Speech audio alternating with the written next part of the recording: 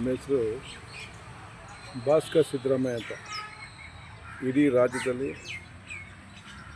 Janata party ಮಲಗೋಗಿತ್ತು. ಈಗ ನಾವು ಒಂದು ಆರು ತಿಂಗಳಾಯಿತು ಈ ಪಕ್ಷವನ್ನು ಮೇಲೆತ್ತಬೇಕಂತೇಳಿ ನಾವು ಇದನ್ನು ಪ್ರಾರಂಭ ಮಾಡಿದ್ದೇವೆ. ಮುಂದಿನ ದಿನ ಈ 2022 ಚುನಾವಣೆ ಏನು ಬರ್ತದೆ, ಆ ಚುನಾವಣೆಗೆ ಪೂರ್ವಕವಾಗಿ 224 ಕ್ಷೇತ್ರಗಳಲ್ಲೂ ಕೂಡ ನಾವು ಈ ಪಕ್ಷ ಸಂಘಟನೆ ಕಟ್ಟಿ ಎಲ್ಲ ಕಡೆ ನಾವು ಅಭ್ಯರ್ಥಿಗಳನ್ನ ಕಣಕ್ಕಿಳಿಸಿ ರಾಜ್ಯದಲ್ಲಿ ಕಾಂಗ್ರೆಸ್, JDS ಆ್ಯಂಡ್ BJP 3 ಪಕ್ಷಗಳನ್ನ ತುಳಿದು ನಾವು ಉನ್ನತ ಮಟ್ಟದಲ್ಲಿ ಪಕ್ಷದ ಜನಕ್ಕೆ ಒಂದು ಒಳ್ಳೆಯ ಕೊಡುಗೆ ಕೊಡಲಿಕ್ಕೆ, ಒಳ್ಳೆ ಸರ್ಕಾರ ಕೊಡಲಿಕ್ಕೆ ನಾವು ನಿಮ್ಮ ಬಳಿ ಬರ್ತೇವೆ. ರಾಜ್ಯ ಜನತೆಗಳಿಗೆ ಒಳ್ಳೆಯ ಸಂದೇಶ ಕೊಡ್ತೇವೆ ಅಂತ ಹೇಳ್ತೀನಿ. ನಿಮ್ಮ ಜನತಾ ಪಾರ್ಟಿಯ ಧ್ಯೇಯ ಉದ್ದೇಶ ಏನಿದೆ ಸರ್? ಸಿದ್ಧಾಂತ ಏನಿದೆ? ಸಿದ್ಧಾಂತ ಬಂದು ರೈತ ಪರ ಕೆಲಸ ಮಾಡ್ತಕ್ಕಂಥಕ್ಕೆ ಮತ್ತು ಒತ್ತು ಕೊಡೋದಕ್ಕೆ ನಮ್ಮ ಪಕ್ಷ ಇರೋದು. ರಾಮಕೃಷ್ಣ ಹೆಗಡೆ ಇದ್ದಾಗಲೂ ಕೂಡ ಬಡವರ ಪರ, ಹಸಿದವರ ಪರ ಒಳ್ಳೆಯ ವ್ಯಕ್ತಿಗಳಾಗಿರ್ತಾವರು ಮುಖ್ಯಮಂತ್ರಿ ಆಗಿದ್ದಾಗ. ಸೊ ಅದೇ ಕಾನ್ಸೆಪ್ಟಲ್ಲಿ ಅವರು ಕೂಡ ₹1 ಆದಾಯ ಇರ್ತಕ್ಕಂಥ ವ್ಯಕ್ತಿಯವರು. ಸೇಮ್ ಅದೇ ರೀತಿಲಿ ಇವತ್ತು ರಾಮಕೃಷ್ಣ ಹೆಗಡೆಯವರು ಪಕ್ಷ ಮುಗಿದ ನಂತರ ತದನಂತರ ಏನು ಪಕ್ಷಗಳು ಬಂದಿದೆ, ಈ 3 ಪಕ್ಷಗಳು ಕೂಡ ಈ ರಾಜ್ಯಕ್ಕೆ ಸಾಲವನ್ನು ಕೊಡ್ತಿದ್ದಾರೆ ಹೊರತು ಅಭಿವೃದ್ಧಿ ಮತ್ತು ಸಂಸ್ಕೃತಿ ಇವೆಲ್ಲವೂ ಕೂಡ ಅಥವಾ ಇಲ್ಲ. ಸಾಲ ಮಾತ್ರ ಎತ್ತು ಮಾಡ್ತಿದ್ದಾರೆ. ಅದರಲ್ಲೂ ಸನ್ಮಾನ್ಯ ಸಿದ್ದರಾಮಯ್ಯನವರು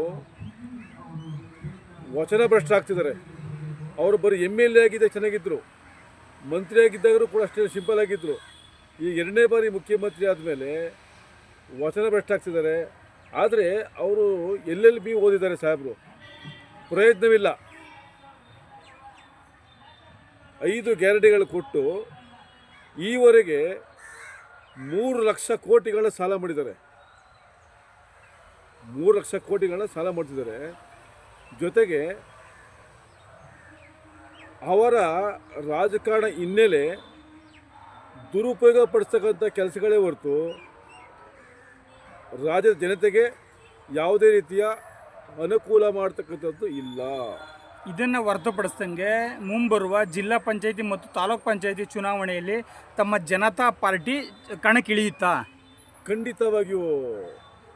ಸೊ ಈ ವಿಚಾರ ಯಾಕೆಂದರೆ ನಮ್ಮದೀಗ ಮೊದಲು MLAಗೆ ವಹಿವಾಟು ಮಾಡಿಸ್ಬೇಕು ನಮ್ಮದು ಪಕ್ಷ, ಅದಾದ ನಂತರ ನಮಗೆ ಬರೋದು. ಆದರೂ ಕೂಡ ನಾವು ನಮ್ಮದೇ ಬಾವುಟ ಹಿಡ್ಕೊಂಡು ಬೇರೆ ಚಿಹ್ನೆ ಕೊಟ್ಟು ಕಣಕ್ಕಿಳಿಸ್ತೀವಿ.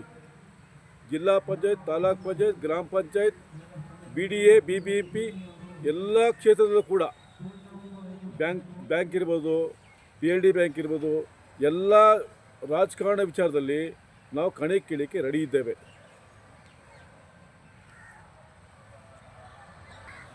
ಇಂದಿನ ಮುಖ್ಯಮಂತ್ರಿ ದೇವೇಗೌಡರು ಸಿದ್ದರಾಮಯ್ಯರು ಮೋಸ ಮಾಡೋದಂತೇಳಿ ಅವ್ರು ಈಚೆ ಬಂದಾಗ ನಾವು ಇರ್ಬೋದು, ನಾವು ಒಕ್ಕಲಿಗನಾಗಿ ಸಿದ್ದರಾಮಯ್ಯರಿಗೆ ಮೋಸ ಮಾಡಿರ್ಬೋದು ಅಂಥೇಳಿ ನಾವೆಲ್ಲರೂ ಕೂಡ ಸಿದ್ದರಾಮಯ್ಯನಿಗೆ ಬೆಂಬಲ ಕೊಟ್ವಿ. ಆದರೆ ಅದೇ ರೀತಿ ವಚನ ಭ್ರಷ್ಟ ಇವತ್ತು ಆಗ್ತಿದ್ದಾರೆ ಸಿದ್ದರಾಮಯ್ಯವರು. ನುಡಿದಂತೆ ನಡೆದಂಥ ಮುಖ್ಯಮಂತ್ರಿ ಆಗಿದ್ದರೆ ಅವರು ನಿಯತ್ತಾಗಿ DK ಶಿವಕುಮಾರ್ ಆಗಿರ್ಬೋದು, ಜಾರಕಿಹೊಳಿ ಸಾಹೇಬರಿರ್ಬೋದು, ಮಲ್ಲಿಕಾರ್ಜುನ ಸಾಹೇಬರಿರ್ಬೋದು, ಯಾರಿಗಾದರೂ ಆಗಲಿ ಆ ಸ್ಥಾನ ಬಿಟ್ಟು ಕೊಟ್ಟು ಅವರು ನಡ್ಕೊಂಡ್ರೆ ಅವ್ರಿಗೆ ಒಳ್ಳೆಯ ಮುಖ್ಯಮಂತ್ರಿ ಅಂತ ಹೆಸರು ಬರ್ತಕ್ಕಂಥ ಸೂಕ್ತ ಇದೆ. ಕೊಡದೇ ಇದ್ದ ಪಕ್ಷದಲ್ಲಿ ಅವರು ವಚನ ಭ್ರಷ್ಟ ಆಗ್ತಾರೆ ಅಂತ ಹೇಳೋಕ್ಕೆ ಹೇಳ್ತೀವಿ ನಾವು. ತಮ್ಮ ಹೆಸರು ಸರ್? ನನ್ನ ಹೆಸರು ಭಾಸ್ಕರ್ ಸಿದ್ದರಾಮಯ್ಯ ಅಂತ, ಕಾಮನಕೆರೆ ಉಂಡಿ. ಈಗ ಈ ಜನತಾ ಪಾರ್ಟಿನ ಮೇಲೆತ್ತಿ ಜನರಿಗೆ ಒಳ್ಳೆಯ ಸಂದೇಶ ಕೊಟ್ಟು, ಒಳ್ಳೆಯ ಸರ್ಕಾರ ಕೊಟ್ಟು, ರಾಜ್ಯದ ರೈತರ ಪರ ಕೆಲಸ ಮಾಡಲಿಕ್ಕೆ ನಾವು ಈ ಮುಂದಿನ ದಿನಗಳಲ್ಲಿ ರಾಜ್ಯ ಪೂರ ಪ್ರವಾಸ ಮಾಡಲಿಕ್ಕೆ ಹೊರಟಿದ್ದೇವೆ. ಇದು ನಮ್ಮ ಧ್ಯೇಯ.